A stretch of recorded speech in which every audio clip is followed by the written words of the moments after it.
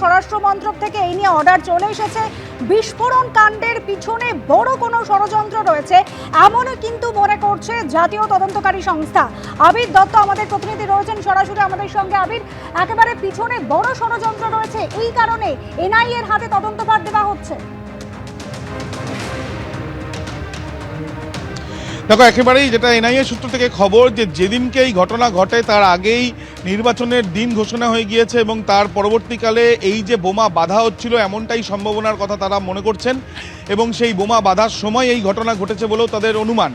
ইতিমধ্যে তাদের তরফ থেকে এই বিষয়ে নিশ্চিতভাবে জানার জন্য পুলিশের সঙ্গে তারা কথা বলেছেন এবং তার সাথে সাথে তারা ঘটনাস্থল পরিদর্শন করেন দুদিন এবং পরিদর্শন করার পরে পুলিশের যে প্রাথমিক তদন্ত সেই বিষয় নিয়ে তদন্তকারীদের সাথে কথা বলার পর জাতীয় তদন্তকারী সংস্থার আধিকারিকরা তারা মনে করছেন যে এই ঘটনার পেছনে ষড়যন্ত্র রয়েছে এবং বৃহৎ ষড়যন্ত্র থাকতে পারে এমন সম্ভাবনাই রয়েছে। সেই জন্য তাদের তরফ থেকে এই কেস হাতে নেওয়া হচ্ছে। হাতে নেওয়ার আবেদন তারা ইতিমধ্যে করবেন আদালতে, তার কারণ এমএইচএ থেকে অর্ডার এসে গিয়েছে এবং তারা এফআইআর করে সেই এফআইআর আদালতে জমা দিয়ে সম্ভাবনা যেটা রয়েছে যে দুজনকে গ্রেপ্তার করা হয়েছে সেই দুজনকেও তারা হেফাজতে চাইতে পারেন। আবির, ধন্যবাদ। বিস্ফোরণ কাণ্ডের পিছনে বড় ষড়যন্ত্র রয়েছে এমনই জাতীয় তদন্তকারী সংস্থা কিন্তু মনে করছে এবং ঘটনাস্থলে অদূরেই 84টি বোমা উদ্ধার হয়েছিল, একটি আগ্নেয়াস্ত্র উদ্ধার হয়েছিল। বোমা বিস্ফোরণ কাণ্ডে ইতিমধ্যেই দুজনকেও গ্রেপ্তার করা হয়েছে। এই বিস্ফোরণ কাণ্ডে এক্সক্লুসিভ অ্যাক্টে মামলা করেছিল পুলিশ এবং সেই মামলায় এফআইআর করে তদন্ত এবার কিন্তু হাতে নিতে চলেছে এনআইএ।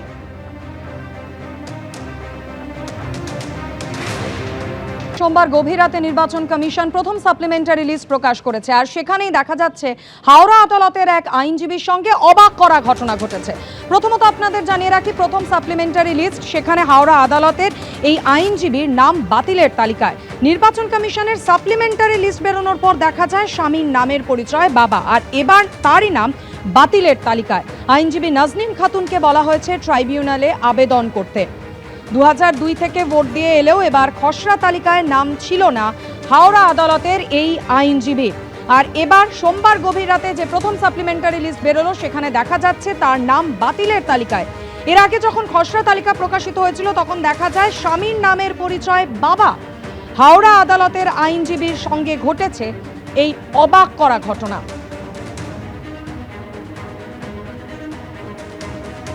ঠিক কি ঘটনা ঘটেছে আরো বিস্তারিত জানাবেন প্রতিনিধি সুনীত হালদার আমাদের সঙ্গে রয়েছেন। সুনীত, হাওড়া আদালতের এই আইনজীবী ঠিক কি অভিযোগ করেছেন?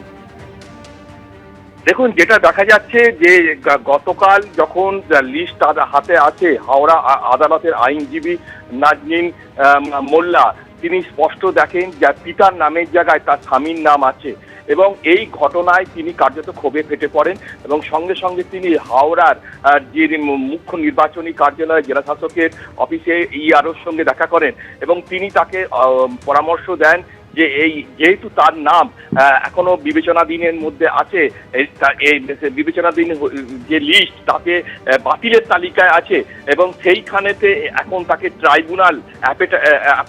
ট্রাইব্যুনালে তাকে আবেদন করতে হবে এবং তিনি স্পষ্ট জানিয়েছেন যে 2002 সালে তার ভোটার তালিকায় তার নাম ছিল এবং তার নাম ছিল নাজনীন খাতুন এবং পরে তিনি তার বিয়ে হয়ে যাওয়ার পর তিনি নাজনীন মোল্লা হয়েছে এবং এ ব্যাপারে তার যে পাসপোর্ট, তার যে আধার কার্ড, ভোটার কার্ড, প্রত্যেকটি ডকুমেন্ট তিনি নির্দিষ্ট সময় সব জমা দিয়েছিলেন এবং এর আগে যতগুলি বিধানসভা এবং লোকসভা নির্বাচন হয় এবং পঞ্চায়েত নির্বাচন প্রত্যেকটাতেই তিনি ভোট দিয়েছেন। তিনি সাঁকরাইল বিধানসভা কেন্দ্রের কলাতলা 251 নম্বর বুথের বাসিন্দা এবং সেখানেই তিনি ভোট দেন। এবারে যখন এসআইআর প্রক্রিয়া চালু হয় তখন তিনি যাবতীয় কাগজপত্র তিনি জমা দিয়েছিলেন। যখন তাকে শুনানিতে ডাকা হয়েছিল এবং গত 28 ফেব্রুয়ারি যখন চূড়ান্ত তালিকা প্রকাশিত হয় তখনও কিন্তু তার নাম ছিল না এবং তার নাম অ্যাডজুডিকেটেড অর্থাৎ তার বিচারাধীন তালিকায় তার নাম ছিল।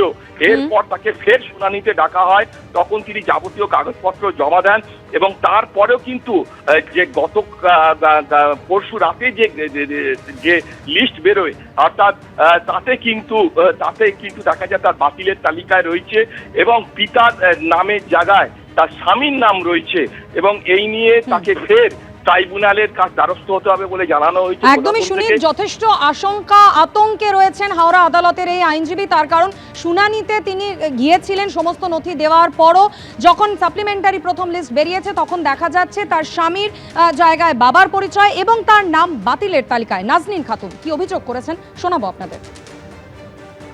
আজকে যে সাপ্লিমেন্টারিটা বেরিয়েছে সেটা বিচারকদের বিবেচনার পরে যে লিস্টটা বেরিয়েছে সেটার মধ্যে বাতিলের মধ্যে আমার নামটা আছে। যাদের নাম ওনারা বাদ দিয়েছেন তাদের মধ্যে আমার নামটা আছে। কারণে হচ্ছে কেন হচ্ছে, আজকে আমার কাছে যে লিস্টটা এসছে আমার ওইখানের শ্বশুরবাড়ির ওখানে যে বুথের, ওটার যে কটা নাম এসছে 120 জন না 27 জনকে আমি দেখলাম, প্রতিটা মুসলিম। সব থেকে আনফর্চুনেট যে এখানে প্রতিটা মুসলিম। ওই এলাকায় যে হিন্দু বা অন্য কোনো কমিউনিটি থাকে না এরকম না, সবাই থাকে, কিন্তু এই টোটাল লিস্টের মধ্যে শুধু মুসলিমের নাম। জানি না কোনো একটা কমিউনিটিকে টার্গেট করা হচ্ছে কি অনেক রকম খবরই তো কানে আসছে, কিন্তু এটা দেখে তো আজকে আমার সেটাই মনে হচ্ছে। এবিপি আনন্দ, এগিয়ে থাকে, এগিয়ে রাখে।